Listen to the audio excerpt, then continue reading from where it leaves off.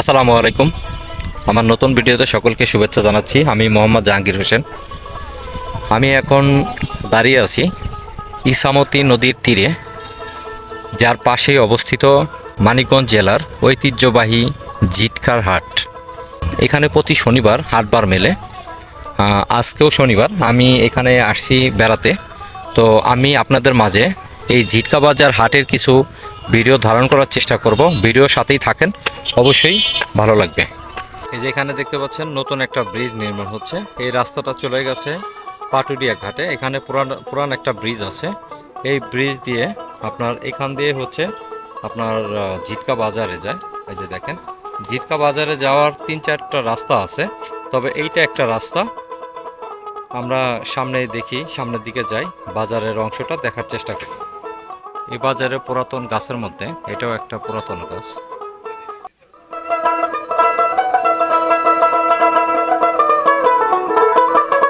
এই জায়গাটা হচ্ছে পেঁয়াজের আড়ত, কিন্তু আড়তে কেনা বেচা হয় সকালবেলা। জিটকার হাটটা সকালবেলা থেকে শুরু হয়, কিন্তু আমি এসেছি দুপুরের পরে, যে কারণে এখানে অনেকটা ফাঁকা রয়ে গেছে। শীতের মৌসুমে এই জিটকার হাটে ঐতিহ্যবাহী হাজারি গুড় বিক্রি করা হয়। এগুলা কি কুশের গুড় নাকি?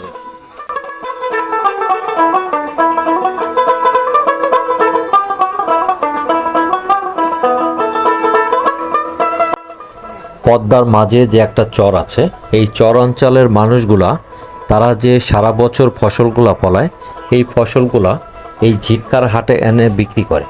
কারণ হচ্ছে আপনার পদ্মার সাথে যে আপনার ইছামতি নদী একসাথে মিশেছে, এই ইছামতি নদীর ধারেই হচ্ছে আপনার এই জিটকা বাজার। আর যারা চরে থেকে আসে, তারা সরাসরি চর থেকে ট্রলারে করে সব ধরনের ফসল এই হাটে উঠাতে পারে খুব সহজেই। আর এই হাটটা সপ্তাহে একদিন শনিবার হওয়ার কারণেই মূলত এই হাটটা খুব জমজমাট হয়। আসলে এখানে সকাল থেকে সন্ধ্যা পর্যন্ত সব ধরনের ফসল ক্রয় বিক্রয় করা হয়।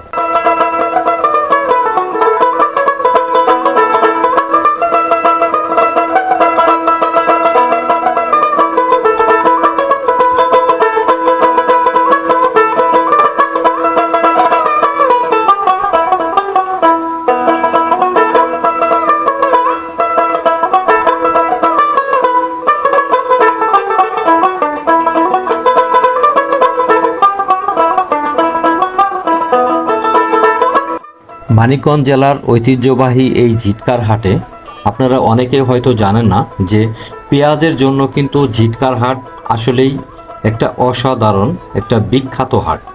এই হাটে আপনার কাঁচামরিচের জন্যও অনেকটা বিখ্যাত। বাজারের পাশে পদ্মা নদী হওয়ার কারণে আসলে এই বাজারটিতে সবসময়ই পদ্মার মাছগুলো পাওয়া যায়।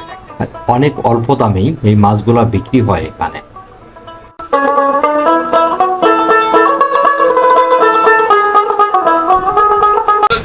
কাঁচিগুলো কত করে বিক্রি করেন ভাই? কত? 300 টাকা পিস। কৃষকের কাজে সবসময় ব্যবহৃত হয় এই কাঁচিগুলা, যেগুলো হচ্ছে হাটেই আপনার রেডিমেড কিনতে পাওয়া যায়। আপনার মোটামুটি রিজনেবল প্রাইসেই বিক্রি করা হয় কাঁচিগুলা।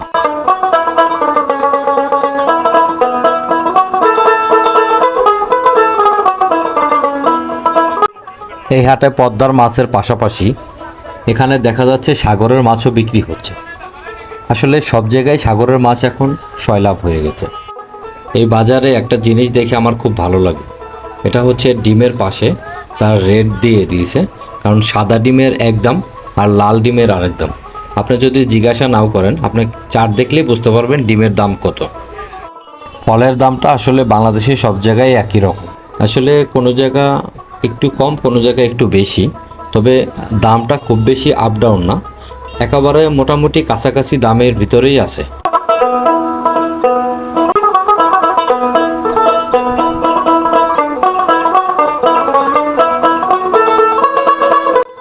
সিজন ছাড়া তরমুজ জিটকা বাজারে দেখে খুব ভালো লাগলো। আসলে দামটা জানা নেই, আমি এমনিতে দামটা জিজ্ঞাসাও করিনি যে কত টাকা বিক্রি হচ্ছে। শহরের মতো এখানেও পুরাতন কাপড় চোপড় বিক্রি হচ্ছে। আসলে অনেকে যারা কৃষিকাজ করে তারা এই কাপড় চোপড়গুলো ব্যবহার করে, আবার যারা গরিব মানুষ আছে তারাও এই কাপড় চোপড়গুলো এখান থেকে কিনে ব্যবহার করে।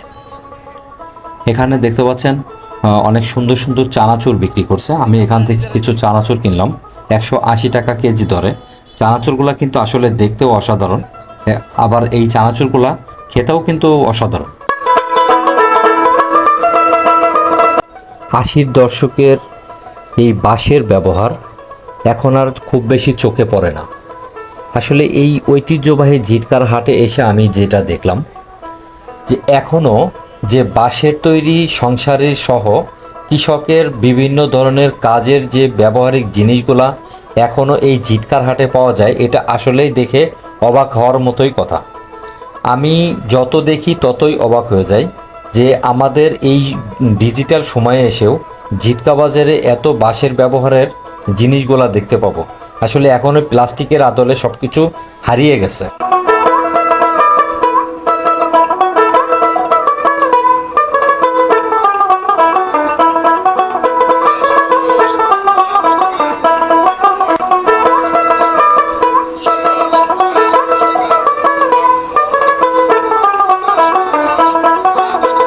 জিটকা হাটের পূর্ব পাশে ইসামতি নদীর তীরে অবস্থিত দরবারে লোকমানিয়া এই মাজারটি অবস্থিত। এগুলো হচ্ছে ধান, চরে থেকে আসা ধানগুলা ব্যাপারীরা ক্রয় করে এভাবে বস্তায় ভরে রেখেছে। এগুলো হচ্ছে এখান থেকে বিভিন্ন জায়গা চলে যাবে। এই জায়গাটি হচ্ছে জিটকা বাজার বাস স্ট্যান্ড ছিল একসময়, এখন আর বাস স্ট্যান্ড নেই, এখন হয়ে গেছে অটো স্ট্যান্ড। মাঝখানে একটা ছোট্ট একটা বট গাছ দাঁড়িয়ে আছে। এখানে আপনার একসময় প্রচুর পরিমাণে বাস দাঁড়িয়ে থাকতো ঢাকার যাত্রী অপেক্ষায়। এখন আর এখানে বাস আসে না, কারণ এখান থেকে বাস ঢাকার গাড়ি বন্ধ হয়ে গেছে। এখানে মাঝখানে একটা ছোট্ট একটা বট গাছ আছে।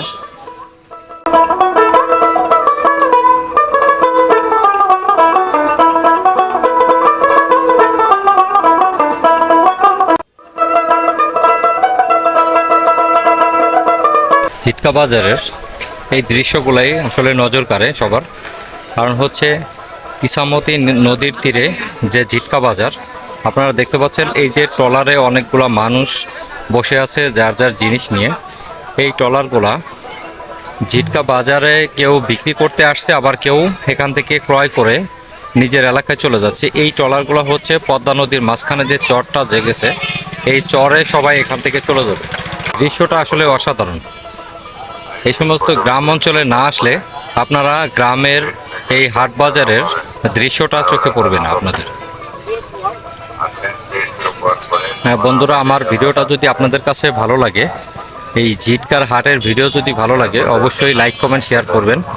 এখনও পর্যন্ত যারা আমার চ্যানেলটা সাবস্ক্রাইব করেননি, আপনাদের প্রতি অনুরোধ থাকবে আমার চ্যানেলটি সাবস্ক্রাইব করবেন, পাশে থাকা বেল আইকনটি বাজিয়ে দিবেন। সবাই ভালো থাকবেন, দেখা হবে অন্য কোনো নতুন ব্লগ ভিডিওতে। আসসালামু আলাইকুম।